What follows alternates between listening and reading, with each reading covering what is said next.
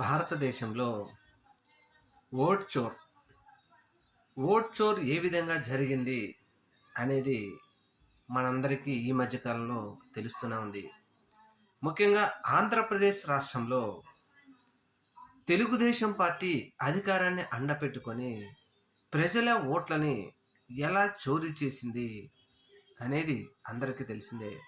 కేంద్రంలో ఎన్డీఏ సర్కారు అండతో జస్ట్ ఈ 2-3 రోజుల క్రితం జరిగినటువంటి జెడ్పీటీసీ మండల ఎన్నికలలో కనీసం ఆ మండలాల్లో ఉన్నటువంటి ప్రజలను ఇంట్లో నుంచి బయటకు రాకుండా వాళ్ళని బంధించి బయట ఉన్నటువంటి మండలాల గ్రామాల ప్రజలను తీసుకొచ్చి ఓట్లు వేశారంటే ఈ ఓట్ చోరు గురించి ఎవరు ప్రశ్నించాలి?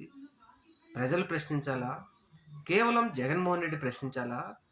వైఎస్ఆర్సీపీ పార్టీ అభిమానులే ప్రశ్నించాలా? ఈరోజు టీడీపీ అధికార బలం ఉంది కాబట్టి ఓట్లు వేసేసుకున్నారు. రేపటి రోజున జగన్మోహన్ రెడ్డి అధికారంలోకి వస్తే అదే చేస్తాడు ఖచ్చితంగా. మరి ఇది ప్రజాస్వామ్యమా? ప్రజాస్వామ్యంలో ఓటు హక్కు కల్పించారు. మరి మన ఓటు హక్కును మనం వినియోగించుకోలేకపోతే ఎంత సిగ్గుచేటంటే, పులివెందుల జెడ్పీటీసీగా పోటీ చేసినటువంటి అభ్యర్థి తన ఓటు హక్కును వినియోగించుకోలేకపోయారంటే ఇది ప్రజాస్వామ్యం.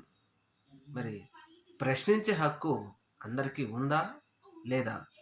లేదంటే అధికార పార్టీలు ఏ పార్టీ అయినా సరే అధికారంలో ఉంటే వారు చెప్పే విధంగానే చెప్పినట్టుగానే వ్యవస్థలు చేసుకుంటా పోతా ఉంటే ఇది ఎంతవరకు వెళ్తూ ఉంది?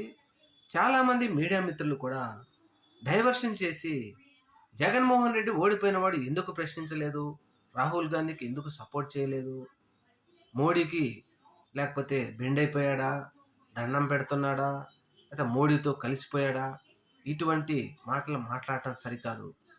ఓట్ చోరీ ఎలా జరిగిందని జగన్మోహన్ రెడ్డి గారి పార్టీ ప్రతిసారి ప్రశ్నిస్తూనే ఉంది. చూడాలి మరి ప్రజలందరూ దీని మీద అవగాహన కల్పించుకొని ఈ ఓట్ చోరీ దాని మీద గనక ఒక పెద్ద ఎత్తున ధర్నాలు చేయకపోతే ప్రజాస్వామ్యం అంతరించిపోవడం మాత్రం ఖాయం.